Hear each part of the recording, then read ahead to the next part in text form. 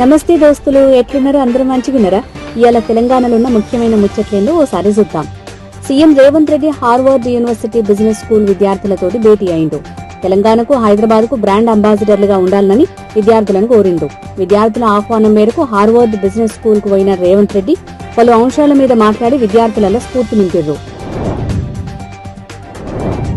Phone tapping కేసులో కీలక పరిణామం చోటు చేసుకుంది. బీఆర్ఎస్ అధినేత మాజీ సీఎం కేసీఆర్ కు సిట్ అధికారులు నోటీసులు ఇచ్చారు. వయసు రీత్యా పీఎస్ కు రావాల్సిన అవసరం లేదని, నగర పరిధిలో ఏ ప్రాంతమైతే అనువుగా ఉంటుందో సూచిస్తే అక్కడే విచారణ చేపడతామని నోటీసులలో పేర్కొన్నారు. శుక్రవారం మధ్యాహ్నం 3 గంటలకు కేసీఆర్ ను విచారించనున్నారు. మేడారం సమ్మక్క సారలమ్మ మహాజాతర వైభవంగా జరుగుతున్నది.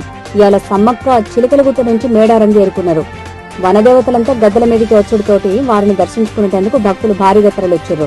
ఈ జాతరకు రేవంత్ ప్రభుత్వం భారీ ఏర్పాట్లు చేసిన సంగతి ఎరికైంది. రాష్ట్రంలోని మున్సిపాలిటీలకు రేవంత్ సర్కార్ మహర్దశ తీసుకొస్తున్నారు. అభివృద్ధి పనుల కోసం ప్రభుత్వం ఇప్పటికే 2780 కోట్ల నిధులు విడుదల చేసింది. ఆ పనుల్ని మార్చిలోగా పూర్తి చేసేటట్టు చర్యలు తీసుకుంటున్నది. వరుస ఓటములు, స్కామ్ల మీద విచారణలతో పాటు అంతర్గత కుంపట్లతో ఉక్కిరిబిక్కిరైతున్న బీఆర్ఎస్ పార్టీ తమను తాము చక్కదిద్దుకోలేక రేవంత్ సర్కార్ మీద బురద జల్లే ప్రయత్నం చేస్తున్నది.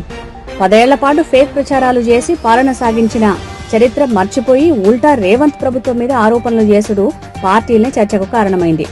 ఇక ఇవాళ తెలంగాణలో ఉన్న ముఖ్యమైన ముచ్చట్లు. రేపు మంచి ముచ్చట్లతోటి మళ్ళీ కలుద్దాం. శనార్థులు.